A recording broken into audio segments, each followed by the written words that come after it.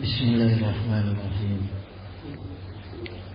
Assalamualaikum warahmatullahi wabarakatuh.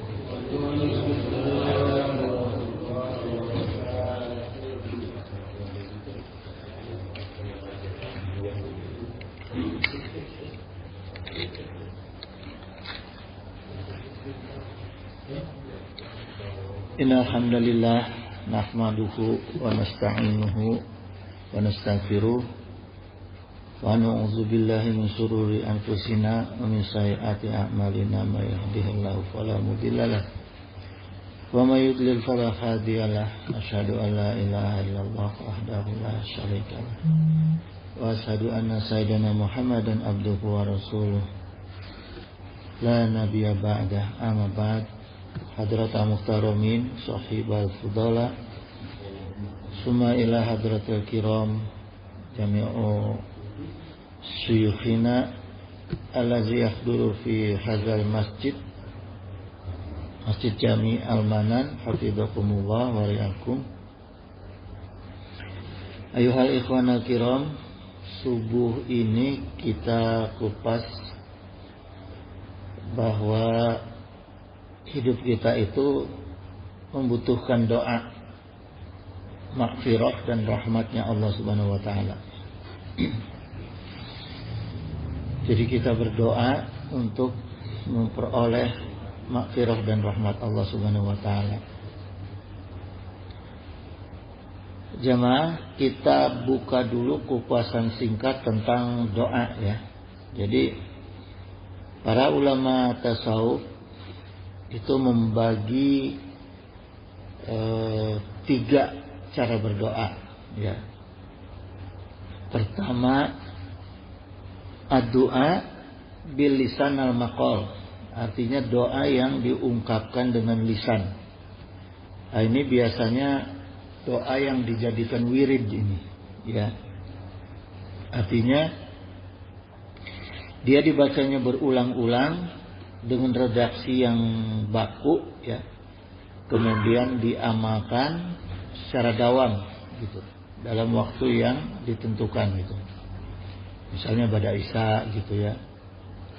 Nah, isi formulasi wirid doanya ini tentunya yang diambil dari Al-Quran, dari hadis ya, yang dijadikan formulasi doa khusus gitu, ya.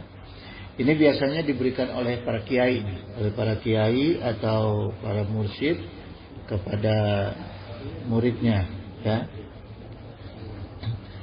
Nah, kalau doa-doa yang seperti ini tidak masalah nih dia paham atau tidak mengenai makna doanya, itu nggak masalah gitu ya. Yang penting dia yakin atau gurunya meyakinkan bahwa doa ini bisa memberikan barokah ya. Misalnya gini, dulu saya diberikan doa oleh uak saya itu yang dibacanya setiap pada isya sebanyak 70 kali.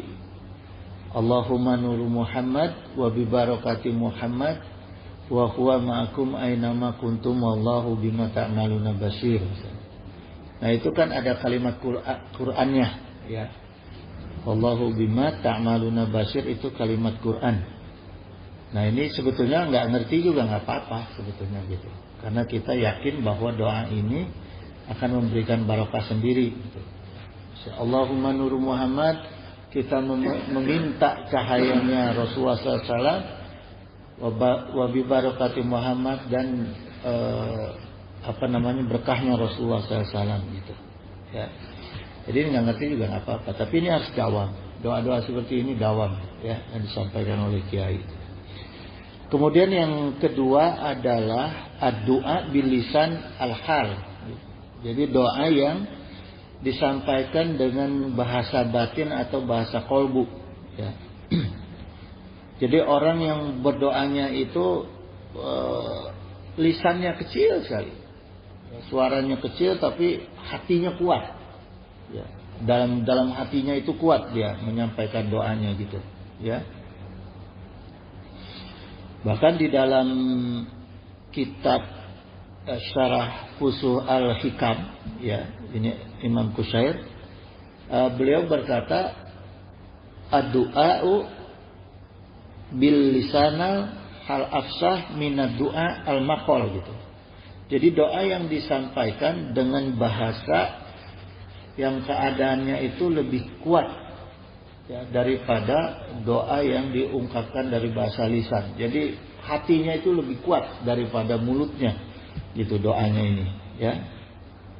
Maka Rasulullah SAW menyampaikan,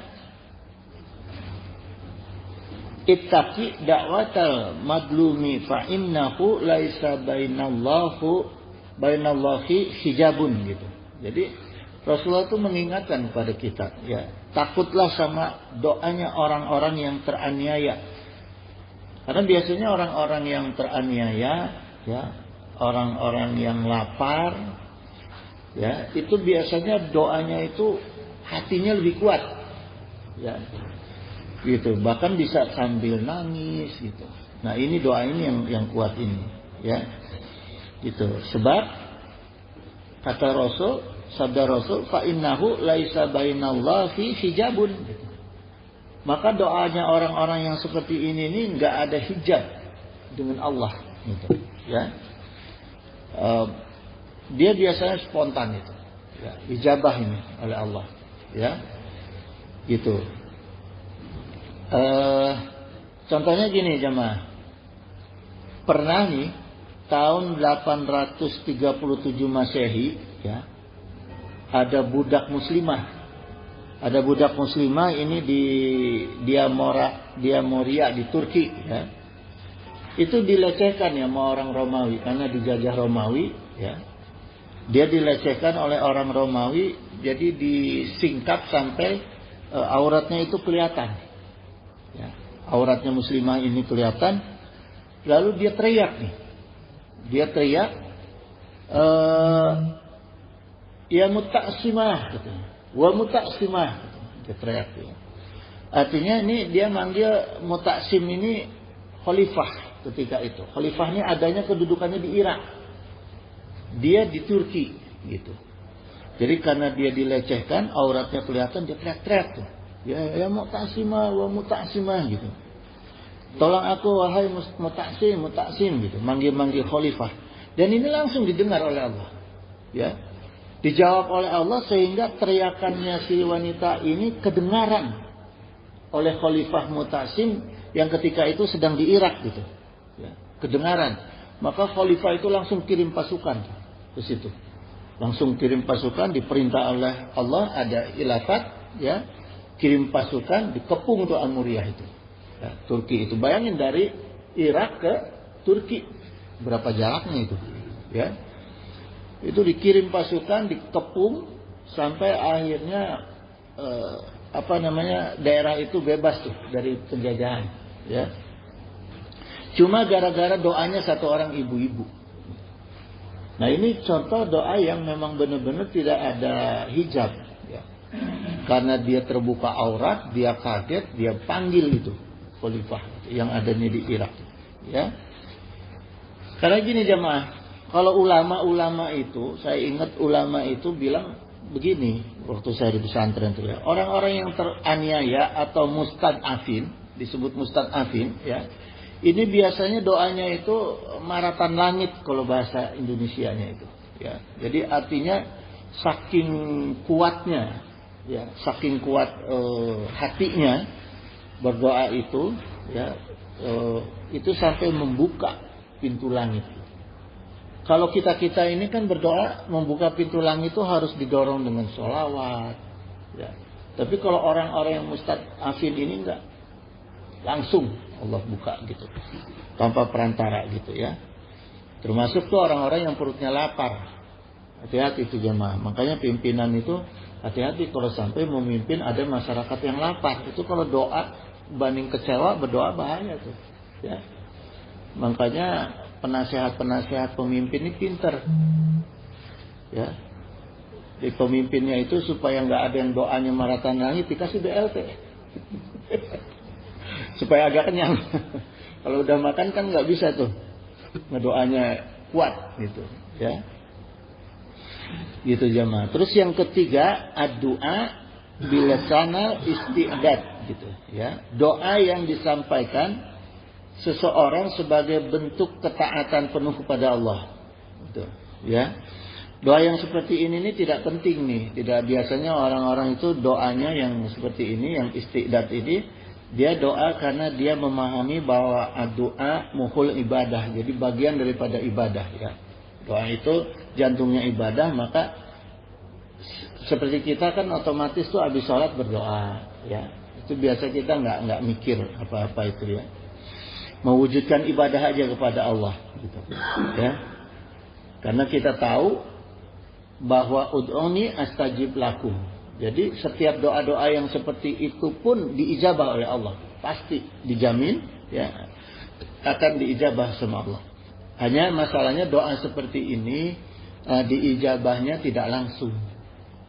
Ada yang bisa menjadi penukar musibah, ada yang bisa menjadi tabungan akhirat gitu ya. Itu atau juga bisa diijabah langsung gitu. Tapi kebiasaannya doa-doa yang seperti ini itu tidak langsung diijabahnya. Biasanya mengganti itu sifatnya ya, mengganti musibah atau tabungan akhirat. Jadi musibah dunia maupun musibah akhirat gitu ya. Nah, orang doa-doa yang seperti ini nih doa yang tidak membebani Allah. Yang istiqdat ini ya, doa yang tidak membebani Allah. Karena dia tidak khusus. Gitu. Jadi kita doa aja biasa. Habis sholat gitu ya.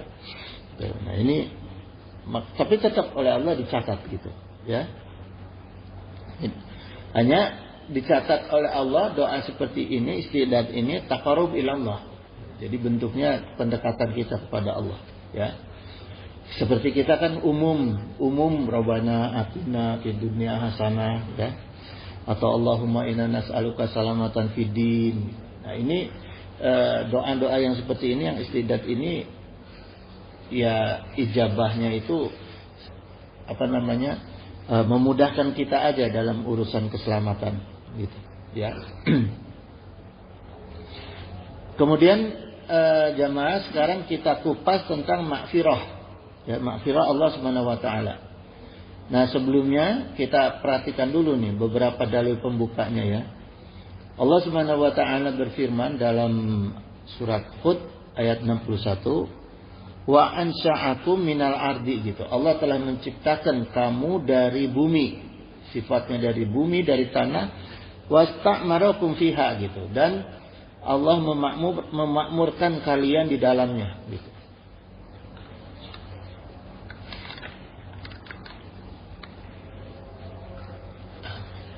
Jadi jemaah, Allah menciptakan bumi ini ada kaitannya dengan Allah menciptakan kita. Allah menciptakan bumi dan langit selama 6 hari, sittatu ayyam, kemudian Allah menciptakan kita. Jadi memang kita diciptakan oleh Allah untuk menempati bumi, ya, menempati dunia ini. Nah, di bumi ini kemudian selain manusia, Allah ciptakan juga tanah, air, ya, hewan. Itu fungsinya untuk kemakmuran manusia. Fungsinya Allah ciptakan bumi, ya. Maka tugasnya manusia itu juga memakmurkan bumi, gitu. Ya. Jadi harus seimbang nih antara kita diberi kemakmuran oleh Allah di dunia ini, tapi kita juga harus bisa memakmurkan dunia, gitu. Ya. Maka Allah perintahkan fastaghfiruhu, mohonlah ampun kepada Allah, gitu. Ya. Kenapa kita diperintahkan oleh Allah banyak-banyak istighfar selama kita hidup di bumi ini? Karena kita kurang bisa memakmurkan bumi. Ya. Jadi seperti misalnya gini, kalau kita ihram, ya, pakai ihram, kan nggak boleh tuh matiin binatang sembarangan, mata-matahin tanaman, ya, motong daun dalam ihram. Nah, itu termasuk perintah Allah memakmurkan bumi. menjaga bumi kemakmurannya, ya, menjaga kemakmuran bumi. Kita sering lalai dalam hal itu, maka kaitan ayat untuk memakmurkan bumi ini Allah juga perintahkan kita sekaligus untuk beristighfar. Ya. Artinya ya jangan kita jangan kita lalai dalam beristighfar karena kita sering lalai dalam tidak menjaga kemakmuran bumi gitu, ya. Jadi kemakmuran jemaah, ini setelah saya tafakuri ayat ini, kemakmuran kita itu sesungguhnya di alam dunia itu melekat dengan istighfar, doa dan rahmatnya Allah. Jadi kalau kita mau makmur di alam dunia, hidup makmur di alam dunia, yaitu banyak-banyak istighfar, banyak-banyak doa dan meminta rahmatnya Allah. Gitu, ya.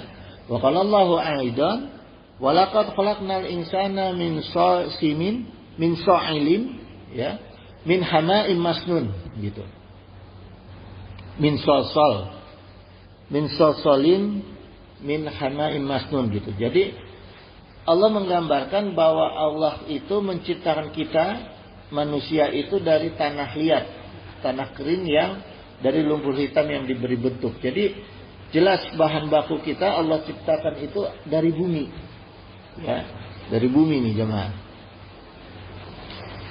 Maka Rasulullah SAW bersabda, Inna ahadakum yuzma'un khalquhu, gitu. Sungguh salah seorang dari kalian itu disempurnakan penciptaannya fi batni ummihi, di dalam perut ibunya. Nah, jadi saya ingin memberi pemahaman gini.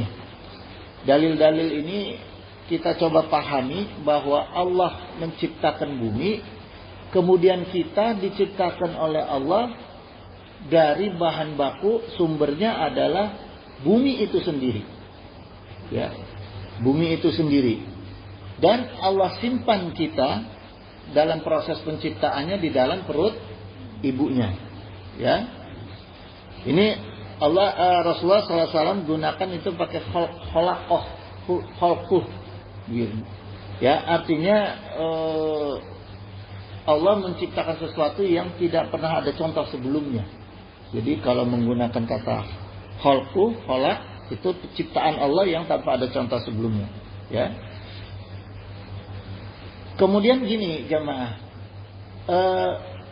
Allah ciptakan kita dari bumi ini, prosesnya sama dengan Allah. Gini logikanya, ya, supaya gampang gini. Allah ciptakan kita disimpan di perut ibunya, ya. Nah, perut ibunya itu sendiri Allah ciptakan bahannya dari bumi, ya kan? Nah, prosesnya penciptaan Allah ke alam dunia itu seimbang, sama dengan prosesnya manusia mati. Ini yang diinikan oleh Rasulullah SAW, ya. Karena gini, Allah ini berfirman, matara fil khalqirah mani min tafawut, gitu, ya. Apakah kamu menyaksikan ketidakseimbangan pada ciptaan Allah? Jadi kita ditanya nih sama Allah, kita melihat nggak ada ketidakseimbangan dalam ciptaan Allah? Kemudian Allah juga sampaikan farji'il basara, gitu. Maka lihatlah sekali lagi, ditekankan lagi nih kalimatnya oleh Allah. Lihat lagi sekali lagi, gitu, ya, supaya kita semakin yakin. Hal tara min futurin, gitu. Apakah kamu lihat keteraturannya dalam ciptaan Allah? Jadi gini jemaah, kesimpulannya, kepastiannya bahwa semua ciptaan Allah itu pasti seimbang dan teratur. Itu pemahamannya, ya. Jadi mutalaahnya gini, supaya kita sampai, ya, akal kita menelaah ayat dan hadis ini, ya. Jadi untuk apa sesungguhnya Allah menciptakan bumi dan menunjukkan manusia sebagai khalifah, ya.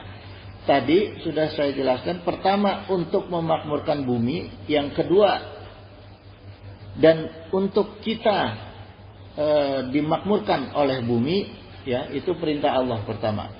Yang kedua, tugas khalifah itu adalah menjaga kemakmuran bumi, ya, dan kemakmuran makhluk lainnya yang ada di bumi, gitu. Dan jangan dipilih-pilih. Ini penekanannya. Jangan dipilih-pilih, ya. Jangan misalnya yang nguntungin aja yang kita taat, sama perintah Allah yang nggak nguntungin kita nggak taat, itu nggak boleh itu, ya. Kemudian kalau ada sikap kita yang memilih-milih ketaatan kepada Allah, itulah yang membuat cepatnya datang kiamat. Ya. Baik itu kiamat bersifat kiamat kubro maupun kiamat sugro. Nah, jadi kalau kita milih-milih ketaatan pada Allah tuh hati-hati itu. Bisa saja kita kiamat sendiri, kiamat sugro, ya. Entah kecelakaan, entah apa. Makanya jangan pilih-pilih ketaatan pada Allah gitu. Ya, supaya jauhkan diri kita dari kiamat gitu, ya. Maka jemaah dalam surat Al-Mulk ayat 1 itu tabarakallazi biyadihil mulk, ya. Maha suci Allah yang di tangannya segala kerajaan, wa huwa ala kulli syai'in qadir. Nah, Allah Maha segala kuasa, ya, Maha kuasa dari segala sesuatu. Kemudian ayat 2-nya Allah berfirman, Allazi khalaqal mauta wal hayyah. Allah yang menjadikan mati dan hidup. Kemudian di surat Yasin ayat 12, Inna nahnu nuhyil mauta gitu. Sungguh kami yang menghidupkan dan mematikan. Nah, dari ayat-ayat ini jamaah Al-Mulk dan di surat Yasin ini, ya. Ini saya ingin menggambarkan nalar logika kita begini. Dengan segala kekuasaannya yang suci, Allah menghidupkan yang mati. Kemudian dimatikan lagi, kemudian dihidupkan lagi, yang prosesnya itu di awal saya sudah sampaikan seimbang dan teratur prosesnya, ya. Jadi proses Allah menghidupkan dan mematikan manusia itu seimbang dan teratur gitu. Maka jemaah, ya, Rasulullah untuk mengimbangi, karena Rasulullah memahami ayat-ayat ini, ayat-ayat Allah ini, ya, Rasulullah tuh setiap hari Rebo ngaji sama malaikat Jibril. Jadi bukan Rasulullah terima wahyu nggak dibahas, enggak. Tapi setiap hari Rebo mengaji kepada malaikat Jibril seperti kita ini. Seperti kita nih, Rebo pagi gini, ya. Rasulullah waktunya ngaji kepada malaikat Jibril untuk mengupas pemahaman-pemahaman Al-Qur'an. Jadi insya Allah kita barokahnya dapat sunnahnya Rasul. Rebo pagi ngaji, ya. Nah, jadi karena Rasulullah mengaji dan memahami makna keteraturan tadi dan keseimbangan proses kita diciptakan, manusia diciptakan oleh Allah, maka Rasulullah mengeluarkan sunnah. Nah ini jamaah, makanya Rasulullah itu in huwa illa wahyu yuha. Rasulullah itu menyampaikan, selalu menyampaikan dan selalu berbuat apa yang diwahyukan oleh Allah, ya. Rasulullah mengeluarkan sunnah apa? Cara kita mati, proses kita mati, dikeluarkanlah metode atau cara oleh Rasulullah, sunnahnya, ya. Karena pertama gini, kita pahami bahwa manusia itu proses hidupnya melalui perut ibunya, ya. Dan perut ibunya itu dari bahannya diambil dari bumi, dari perut bumi, tanah itu tadi, ya. Kemudian ketika mati maka kita dikembalikan ke tanah. Itu sunnahnya Rasul. Nggak ada tuh di Quran. Jadi sunnahnya Rasul kita dikubur, ya. Sekarang jemaah, dalam masa kehamilan kita di perut ibunya, ya, kita itu dibungkus oleh pembungkus rahim di dalam perut ibu kita. Saya baca di mencari dalil ini di ilmu pengetahuan di Google, ya, ternyata janin-janin itu di dalam perut ibunya dibungkus oleh pembungkus rahim, ya, yang di situ, di mana di situ itu tumbuhlah janin manusia itu, ya, diberi makan dan bernafas gitu. Nah, dari dalil ini, ya, oleh Rasulullah ketika kita mati disunahkan untuk dibungkus dengan kain kafan. Jadi seimbang dan aturannya sama ketika kita hidup dibungkus oleh pembungkus janin di rahim. Disunahkannya sama nih antara datang dengan pulang oleh Rasulullah, ya. Gitu. Dibungkus di kain kafan ketika mati, kemudian ditanam kembali di dalam perut bumi, yaitu kuburan, ya. Gitu jemaah. Itulah sunnahnya Rasul. Jadi hebatnya Rasulullah itu karena beliau in huwa wahyu yuha, ya. Jadi memahami apa makna Al-Qur'an, makna kalamullah, kemudian diterjemahkan dalam kehidupan kita. Makanya diperintahkan Allah kita untuk mengikuti sunnah-sunnahnya Rasulullah SAW. Jadi contoh yang terbaik, uswatun hasanah, ya. Nah, kenapa harus kita matinya seperti itu? Supaya seimbang antara kita datang lahir dengan proses kematian. Kita memahami ini, kita tafakuri, kita berangkat dari perut kembali ke perut, gitu. Maka aneh kalau ada orang yang matinya dibakar. Aneh kalau ada orang yang matinya dibakar. Kenapa? Kok dia mendahului neraka? Kan dibakar menanti di neraka. Ngapain matinya dibakar? Berarti mendahului neraka. Nggak seimbang antara dia datang dengan mati, gitu. Nah, kalau ada orang yang matinya kemudian dipakai jas, pakaian lengkap, seolah-olah ada kenikmatan, kok mendahului surga? Ya, karena orang mati itu harus seimbang dengan orang lahir. Jadi kalau orang yang matinya itu nggak sama dengan proses kelahiran, dia mendahului Allah. Bisa mendahului ke neraka, bisa mendahului ke surga. Nah, itu pasti tidak diterima oleh Allah. Karena Allah tadi tegaskan dalam Al-Quran, semua ciptaan Allah itu seimbang dan teratur. Jadi kalau kita keluar dari aturan dan keseimbangan Allah, maka tidak diterima. Termasuk juga dalam proses mati. Ini jamaah, ya. Kemudian jamaah, bagaimana sekarang kita membuat keseimbangan dan keteraturan di alam dunia ini, ya. Rasulullah SAW itu bersabda gini, aqrabu ma yakunul abdi mirabbihi wa huwa sajidah. Ya. Seorang hamba itu berada paling dekat dengan Rabbnya ketika dia sedang bersujud. Ya. Fa'aksiru doa gitu. Maka perbanyaklah doa ketika itu. Nah, jemaah, kalau kita mau selalu ingat untuk menjaga keseimbangan, ya, keseimbangan hidup kita di alam dunia ini, terus kita menjaga keteraturan yang Allah ciptakan di alam dunia ini dengan hukum-hukumnya, maka perbanyaklah sujud. Ya. Insya Allah kalau kita banyak sujud, insya Allah kalau kita banyak sujud, kita tidak akan berbuat dolim, baik untuk diri sendiri maupun kepada makhluk. Ya. Karena kita akan selalu ingat kepada Allah. Semakin banyak kita sujud, semakin banyak kita dekat dengan Allah. Semakin banyak ingat dan diingatkan oleh Allah. Nah, dalam posisi sujud inilah kita banyak-banyak berdoa.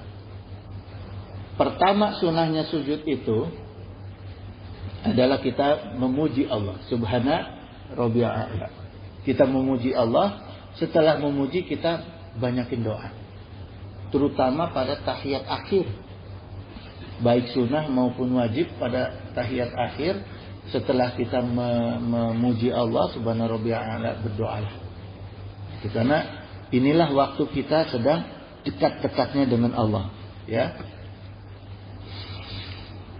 Kemudian, kenapa penting kita banyak bersujud, ya? Ma min muslimin yasjudullaha sajdatan, ya. Seorang muslim yang bersujud kepada Allah satu kali aja, sajdatan, ya, satu kali aja, ila rafa'ahu Allahu biha darajah. Allah akan angkat derajatnya. Derajat dunia maupun derajat akhirat, ya. Wa hata anhu biha syai'atan, gitu. Dan Allah akan menghilangkan kejelekan dari kita, keburukan, ya. Jadi semakin banyak kita bersujud, semakin tinggi derajat kita dan semakin berkurang kejelekan-kejelekan kita. Kejelekan ini maksudnya di sini syai'at itu maksudnya keadaan jelek, nasib jelek, ya. Misalnya kita mau cilaka, jadi dikurangi cilakanya, gitu. Ya, keadaan jelek, ini syai'at, gitu. Ya, bukan syarra tapi syai'at. Jadi keadaan jelek kita itu akan Allah kurangi semakin banyak kita bersujud kepada Allah, ya.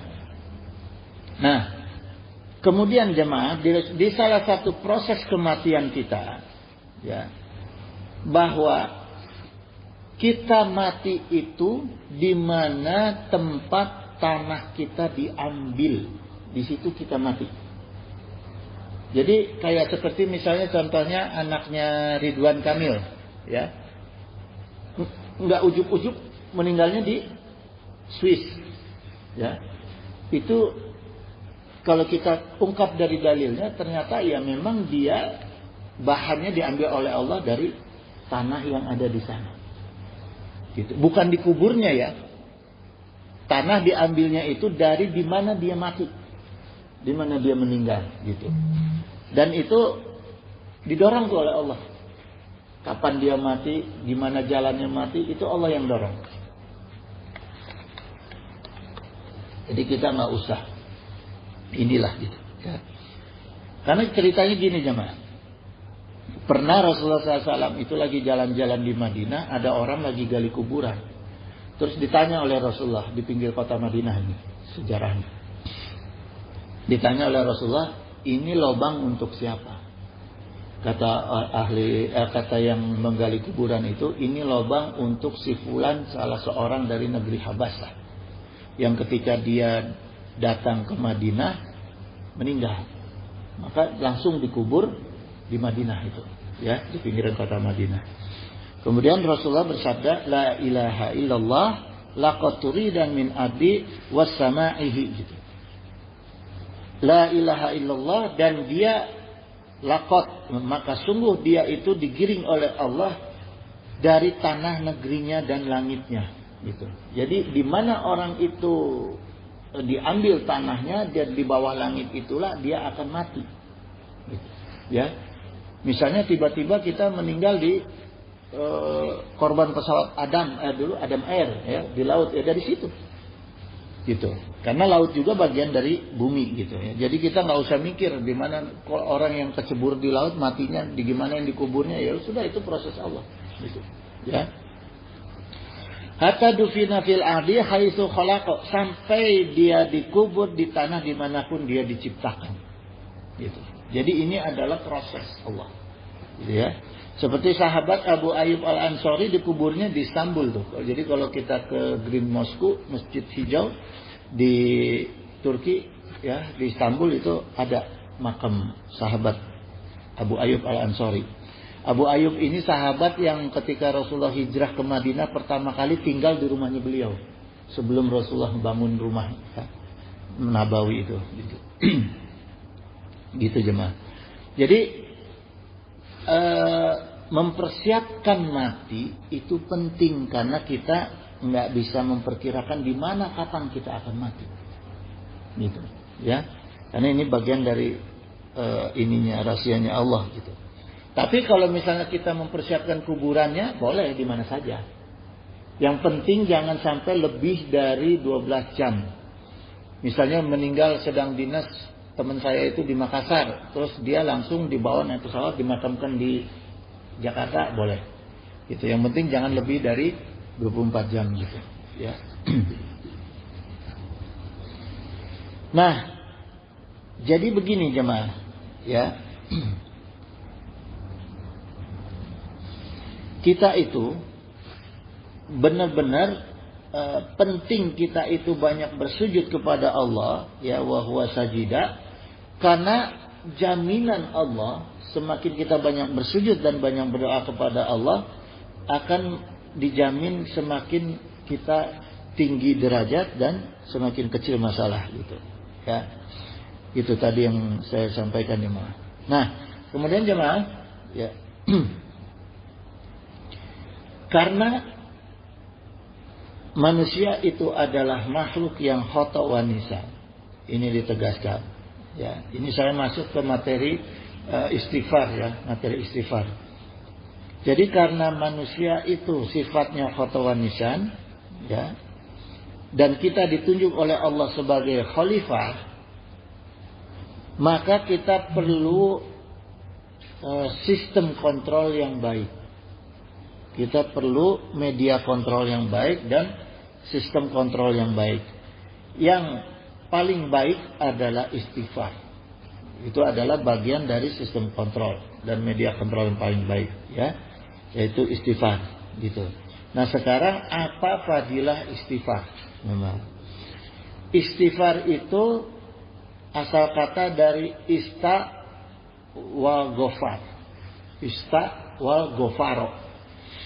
Ya, ista itu mencari, ghafaro itu ampunan Allah. Ya. Bedanya ghafaro dengan afwan. Kalau ghafaro itu ampunan yang sekaligus menutupi aib. Kalau afwan itu meminta maaf aja, afu. Kita kalau ini kan suka afwan ya akhi misalnya, ya, itu hanya minta maaf tapi tidak minta ditutup aib. Kalau ghafaro itu minta maaf sekaligus ditutup aib. Jadi ketika kita beristighfar, itu sama dengan kita minta kepada Allah supaya diampuni dosa dan ditutup aib dari dosa. Sebab kalau aib dari dosa nggak ditutup sama Allah, bahaya kita hidup. Ya, kita akan menjadi hinaan seumur umur. Gitu. Ya, makanya kepentingannya banyak istighfar itu adalah selain diampuni dosa dan ditutup aib kita. Gitu. Wa qala Nabi sallallahu alaihi wasallam, aksiru minal istighfar, maka perbanyaklah istighfar. Faman aksara minhu, maka siapa yang memperbanyak istighfar itu, ja'alallahu lahu, Allah akan jadikan kita itu kelapangan, keleluasaan, ya, min kulli ghamim, dari segala duka dan sedih. Jadi insya Allah ketika kita banyak istighfar, duka kita, sedih kita itu akan dilapangkan sama Allah sehingga jalan keluarnya itu mudah, ya, mudah sekali dan cepat gitu, ya. Maka gini jemaah, orang yang beristighfar, banyak-banyak istighfar, dijamin tidak akan stres. Nggak perlu ke psikiater tuh, nggak perlu ke psikolog, ya. Banyak-banyaklah istighfar. Wahamin farajan, dan Allah akan penuhi harapan mereka. Ini keuntungannya banyak istighfar. Warazaqhu min haitsu la yahtasib, dan Allah berikan rezeki kepada kita dari arah yang tidak dikira-kira, dari arah yang tidak disangka. Gitu. Ya. Nah, sekarang kita lihat, ya, apa saja jalan ampunan Allah jika atau kalau ditinjau dari segi bahasa nih, jemaah, ya. Kalau kita memohon ampunan Allah itu, pertama ada yang sifatnya al-afu yang tadi saya sampaikan, ada sifatnya al-ghafur, dan ada yang sifatnya al-thawab. At-thawab ini tiga bahasa ini yang saya temukan di dalam Al-Qur'an, ya, ketika kita meminta ampunan pada Allah. Al-afu huwa allazi yamhu syai'at wa yatazawwaj wa 'anil ma'asyi, gitu. Al-afu itu artinya, ya, dialah yang maha pemaaf, yang menghapus kesalahan, yang mengampuni dari segala kemaksiatan. Itu maknanya al-afu. Kita meminta kepada Allah yang maha pemaaf, maha penghapus kesalahan, dan maha mengampuni segala kemaksiatan, ya, al-afu. Jadi tidak ada menutupi aib, afu itu, ya. Wa qaribu minal ghafur, dan al-afu itu juga dekat maknanya dengan ghafur. Walakinna wa ablaq minhu, tapi lebih ablaq itu maksudnya lebih sempurna dalam bahasa Arab. Ablaq, ya, sempurna, mencakup dan menghapus dan mengampuni. Fa innal ghufran yamba'u minasyatri, maka sungguh ampunan itu sinonim dari lafaz menutup. Nah, jadi kalau ghafur itu maknanya ada makna menutupnya, gitu, ya. Wal afu yanba'u anil mahwi, gitu. Dan afu itu pemaaf, memaafkan, semakna dengan menghapus juga, gitu. Al mahwu ablaq minasyatar, dan dihapus itu lebih baik daripada ditutup. Ya. Ini kitabnya saya lupa ini. Saya udah lama soalnya nulis ini nih, ya. Mentukil kitab ini udah lama nih. Dan kitab-kitab saya kan banyak di Cipanas, gitu. Jadi dijelaskan, kita dihapus itu lebih baik daripada ditutup gitu. Kenapa jamaah dihapus lebih baik daripada ditutup? Kita dihapus dosa, terus kemudian ada aib yang kita dihinakan sama orang gara-gara aib itu menambah banyak penghapusan dosa. Ya. Kita ini kan sudah dihapus dosa nih. Sudah dihapus dosa berarti kan kurang dosa kita. Tapi masih ada sisa enggak? Tentunya masih ada. Nah, ketika masih ada aib di kita, karena masih ada sisa dosa di kita, kemudian kita dihina gara-gara aib itu, berarti dosa kita dipindahkan nggak ke orang yang menghina? Dipindahkan. Berarti tambah berkurang lagi dosa kita. Itu jemaah, ya. Makanya di sini disebut wal mahu ablaq minasyakar. Dihapus dosa itu lebih baik daripada ditutup. Maknanya ketika aib kita tidak ditutup, itu akan membuka peluang semakin banyak dihapusnya dosa kita, gitu, ya. Kemudian kalimat tawab atau menerima taubat, huwallazi yatubu ala may yasha'u min ibadihi bitaufiq lit taubah, gitu. Jadi Allah itu yang menerima taubat orang-orang yang dikehendaki dari hambanya dengan cara diberi taufik, ya. Jadi maknanya gini jemaah, kita bertaubat juga perlu adanya taufik, gitu, ya. Jadi nggak gampang kita gampang taubat tinggal istighfar aja, belum tentu, gitu. Karena ditegaskan di sini untuk kita seorang hamba itu bertaubat itu perlu adanya taufik, gitu. Nah, apa itu taufik? Taufik itu kesesuaian apa yang dikehendaki Allah dan Rasulnya. Bagaimana cara kita mendapatkan taufik? Artinya kita harus banyak menyesuaikan diri kita, amal kita, perilaku kita dengan apa yang diinginkan oleh Allah dan Rasulnya. Itulah jalan kita mempermudah banyaknya taufik, datangnya taufik.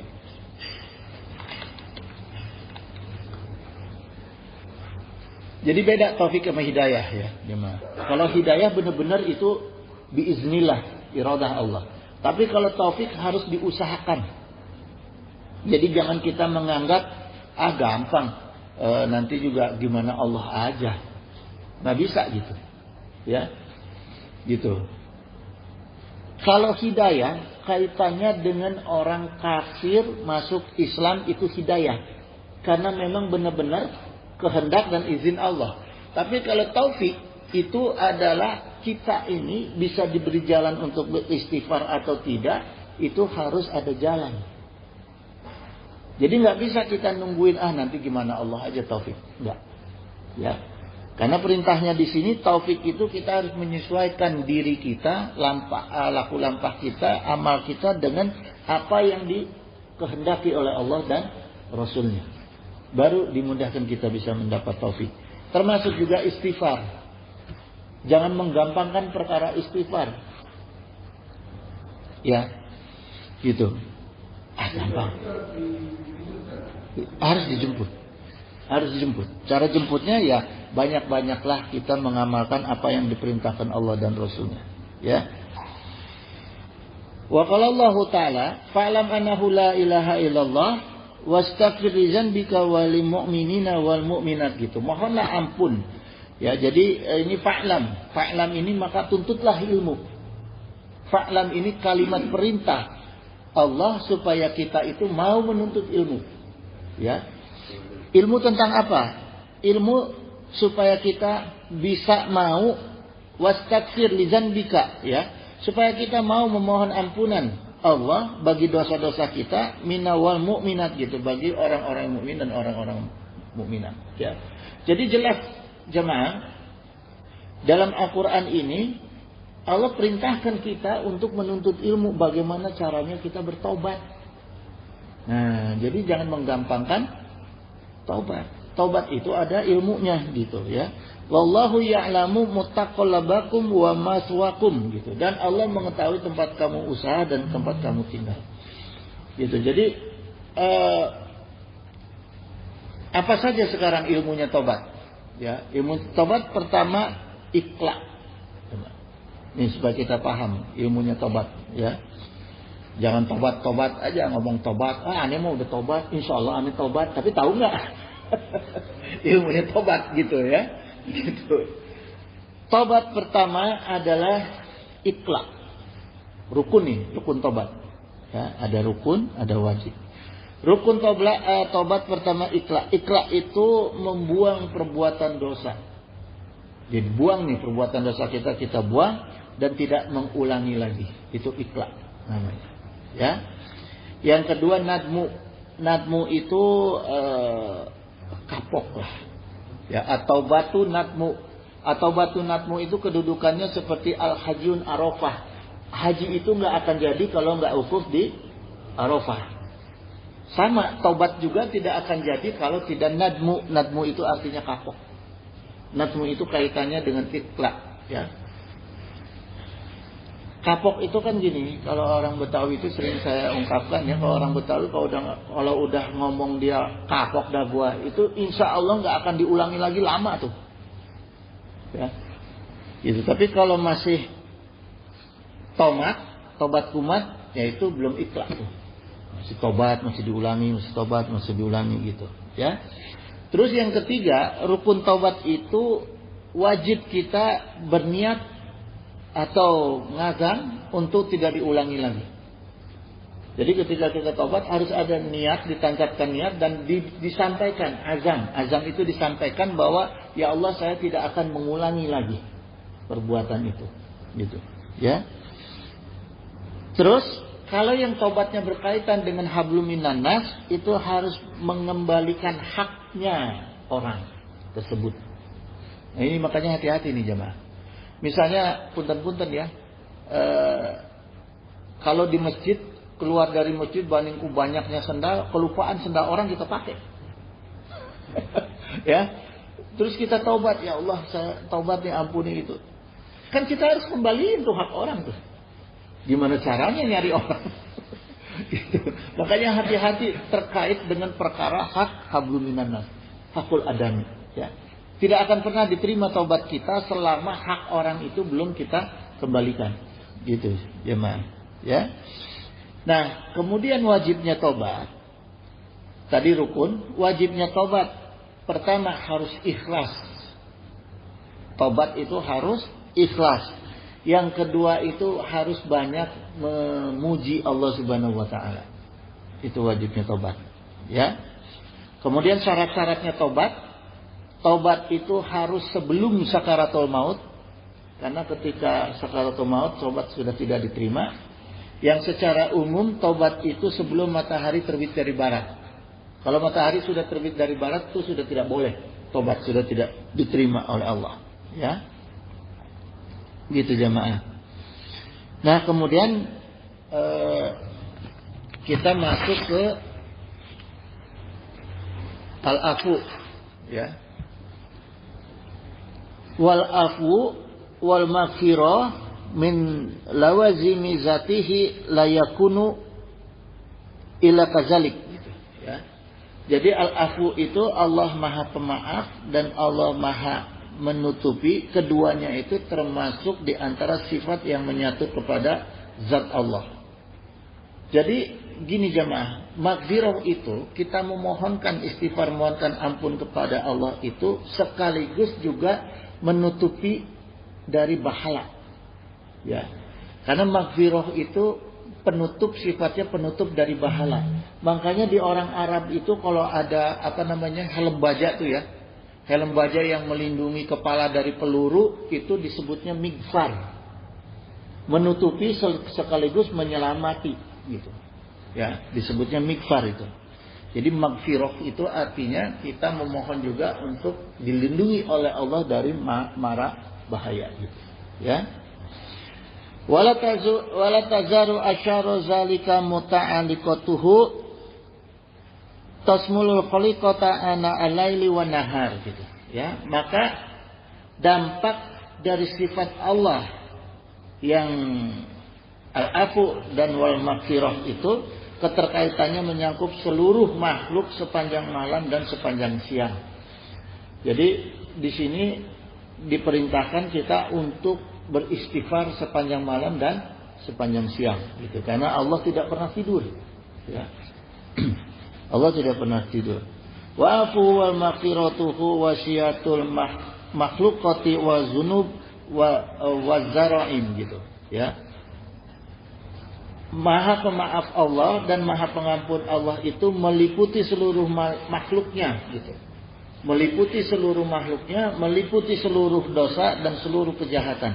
Jadi nggak ada dosa, nggak ada kejahatan yang tidak diampuni oleh Allah selama kita minta sama Allah gitu ya.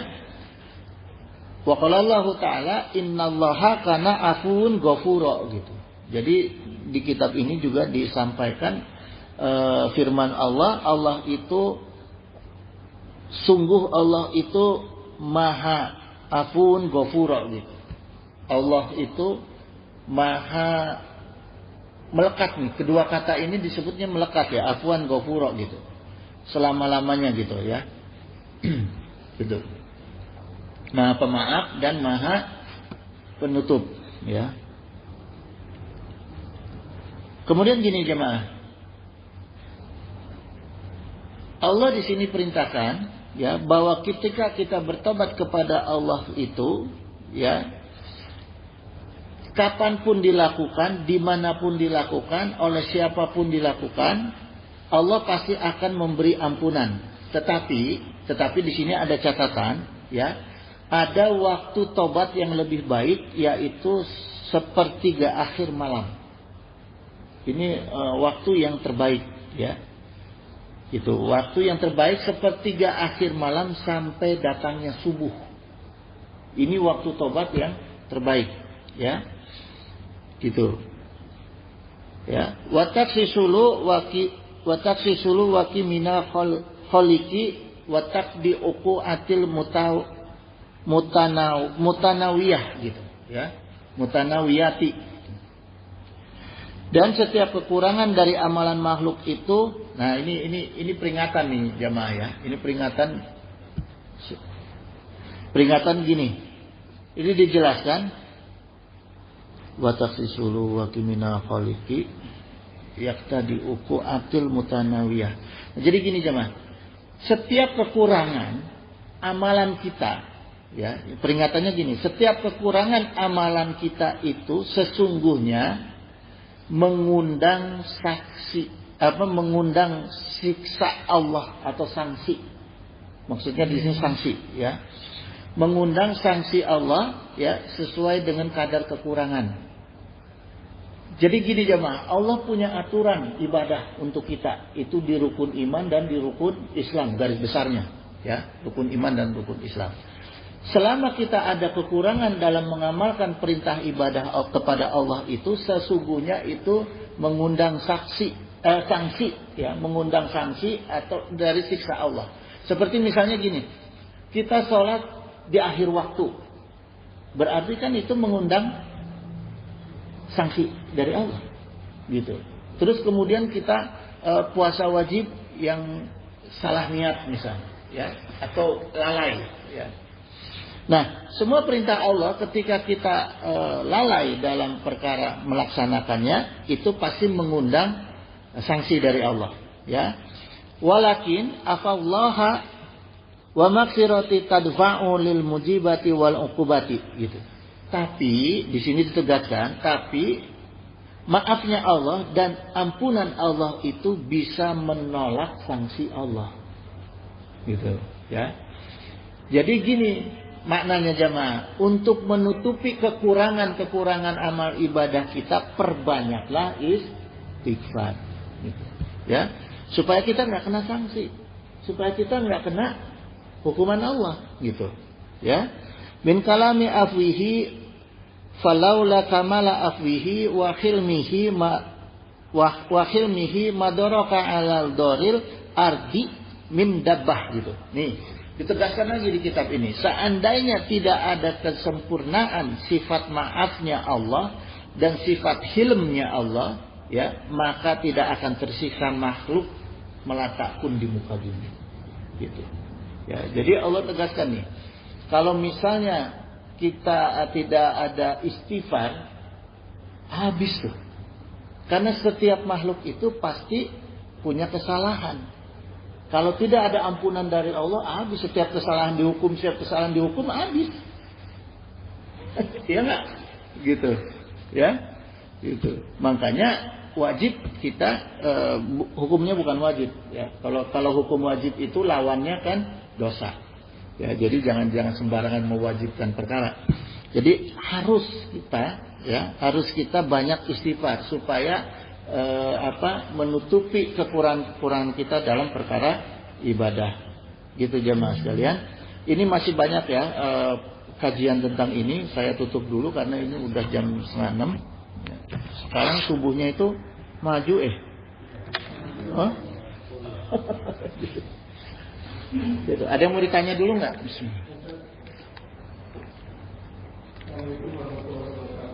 Waalaikumsalam. Istighfar itu boleh dipakai ketika kita bertanding, kemudian kita tidak kesalahan untuk kita beristighfar setiap berdoa kali. Kalau berdoa, apakah ada hadis dalam proses doa itu dikatakan doa dengan direction, maksud dan exception.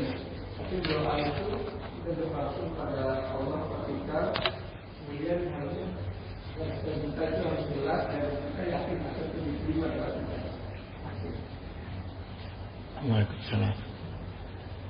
Kalau pertandingan tuh yang dimaksud pertandingan apa ya?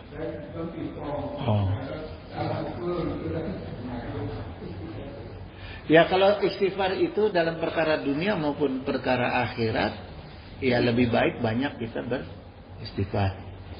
Misalnya gini, ya, yang saya maksud perkara akhirat ini, ketika kita habis sholat,